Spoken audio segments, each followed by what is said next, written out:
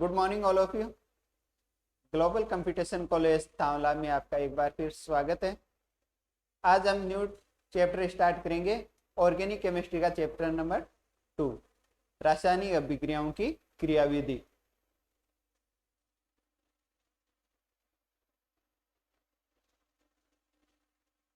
अपने चैप्टर का नाम है रासायनिक अभिक्रियाओं की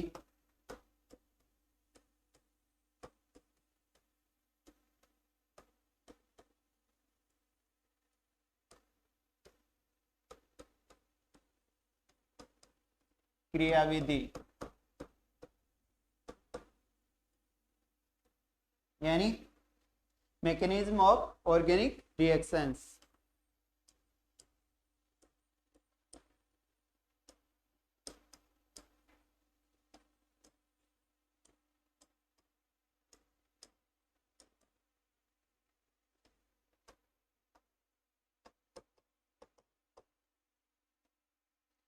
आज हम इंट्रोडक्शन पढ़ेंगे रासायनिक अभिक्रियाओं की क्रियाविधि के बारे में। इसमें कौन कौन से चैप्टर या टॉपिक, इस चैप्टर में कौन कौन से टॉपिक हम पढ़ने वाले हैं उसके बारे में अध्ययन करते हैं। इसमें हम सबसे पहले पढ़ेंगे कार्बनिक रासायनिक अभिक्रियाओं के क्रियाविधि प्रदर्शन में तीरों का महत्व है। तीरों का मतलब जिसमें हम एरो लगाते हैं, जैसे अनुनाद के लिए दो मुंह वाले तीर को प्रयोग में लेते हैं, इलेक्ट्रॉन ट्रांसफर के लिए हाफ कर्व वाले तीर को यूज में लेते हैं, उस टाइप में। फिर अपने समास और विषमांस बंध विदलन। बंध विदलन मतलब विखंडन, कि बंध जो बंध होता है सहसंयोजक बंध, वो एक जगह से टूट के दूसरी जगह पे कैसे बनता है, क्या है, उसके बारे में अध्ययन करेंगे। नेक्स्ट होगा अपना अभिकर्मकों के प्रकार, यानी टाइप्स ऑफ रिएक्टेंट। अभिकर्मक कितने प्रकार के होते हैं? अभिकर्मक अपने दो प्रकार के होते हैं, नाभिक स्नेह अभिकर्मक और इलेक्ट्रॉन स्नेह अभिकर्मक।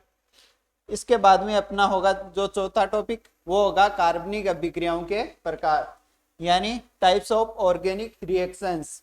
इसमें हम 4 रासायनिक अभिक्रियाओं के या कार्बनिक अभिक्रियाओं के प्रकार पढ़ेंगे, जिनमें पहला होगा अपना योगात्मक अभिक्रियाएं, दूसरा होगा विलोपन अभिक्रियाएं, तीसरा होगा प्रतिस्थापन अभिक्रियाएं और चौथा होगा पुनर्विन्यास अभिक्रियाएं। इसके बाद हम पढ़ेंगे 5वां टॉपिक, जो है क्रियाशील मध्यवर्ती। इस क्रियाशील मध्यवर्ती में हम टोटल 6 टॉपिक पढ़ेंगे, जो होंगे कार्ब केटाइन, कार्ब रेनाइन, मुक्त मूलक, कार्बीन, बेंजाइन या एराइन और नाइट्रीन। इनका हम इस चैप्टर में अध्ययन करेंगे। तो हम इसमें इंट्रोडक्शन में आज इसका पहला टॉपिक का इंट्रोडक्शन पढ़ते हैं या पहला टॉपिक करते हैं। यह है कि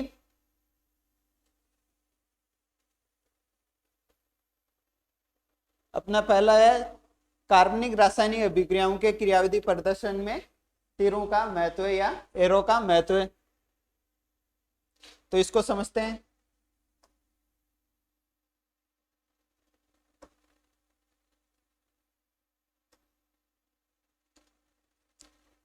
तीरों का महत्व समझते हैं। तो इसमें पहला है कि दो कार्बन परमाणु के मध्य जब दो इलेक्ट्रॉन युक्त एक एकल बंध हो, या एकल बंध को एक योजक चिन्ह द्वारा दर्शाया जाता है, मतलब एक सिंगल बॉन्ड द्वारा दर्शाया जाता है। जब अपने पास दो कार्बन है, इनके मध्य क्या है, दो इलेक्ट्रॉन है, तो उन दो इलेक्ट्रॉन्स को हम कैसे दर्शा सकते हैं? एक सिंगल बॉन्ड द्वारा, या कार्बन बॉन्ड कार्बन द्वारा दर्शाते हैं, इसी प्रकार दर्शाते हैं। नेक्स्ट है अपना, इसी प्रकार एक द्विबंध को दर्शाने हेतु दो योजक चिन्ह का प्रयोग करते हैं, मतलब डबल बॉन्ड का प्रयोग करते हैं। द्विबंध को दर्शाना है डबल बॉन्ड को, तो दो योजक चिन्ह मतलब जोड़ने वाले चिन्ह, दो योजक चिन्ह का प्रयोग करते हैं। और नेक्स्ट है, और एक त्रिबंध को दर्शाने के लिए क्या करते हैं? एक ट्रिपल बॉन्ड का या 3 योजक चिन्हों का प्रयोग करते हैं ट्रिपल बॉन्ड को दर्शाने के लिए। तो कार्बन कार्बन के मध्य ट्रिपल बॉन्ड को दर्शाने के लिए 3 योजक चिन्हों का प्रयोग करते हैं। इसके बाद है एक लोन पेयर या दो इलेक्ट्रॉनों के अभिगमन को एक पूरे वक्र या घुमावदार तीर द्वारा दर्शाया जाता है। जैसे कि अपने पास दो तत्व है या परमाणु है, मान लो कि ए और बी है, इनमें एक बॉन्ड बना हुआ है, तो बॉन्ड है तो इसमें क्या होंगे, दो इलेक्ट्रॉन तो होंगे ही। तो इसको कैसे दर्शाएंगे हम, जब ये अपने बॉन्ड के जो इलेक्ट्रॉन है वो सारे के सारे किधर चले जाएं, बी के ऊपर, तो ये कैसे होगा फिर, तो इसमें ए होगा, उसके पास कोई इलेक्ट्रॉन नहीं बचेगा पहले परमाणु के पास, तो उस पे क्या आ जाएगा, पॉजिटिव चार्ज। और जो अपने पास दूसरा होगा एलिमेंट बी, उसके पास क्या आ जाएगा, नेगेटिव चार्ज। क्यों, क्योंकि जो दोनों इलेक्ट्रॉन है वो किसके पास आ गए, अपने बी के पास आ जाते हैं, तो बी के पास इलेक्ट्रॉन ज्यादा हो गए होने पे क्या होगा, इस पे नेगेटिव चार्ज आ जाएगा। मतलब ये तत्वों का ध्रुवीकरण को भी दर्शाता है। नेक्स्ट देखते हैं,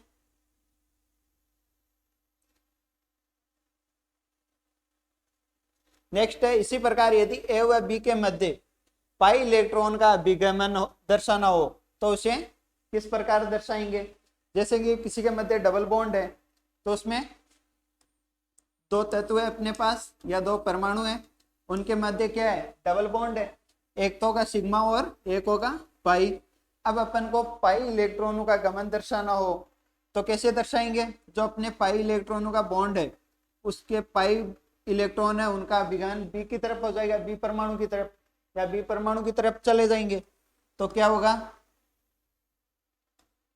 सिंगल बॉन्ड या सिग्मा बॉन्ड तो इन पे बचेगा ही।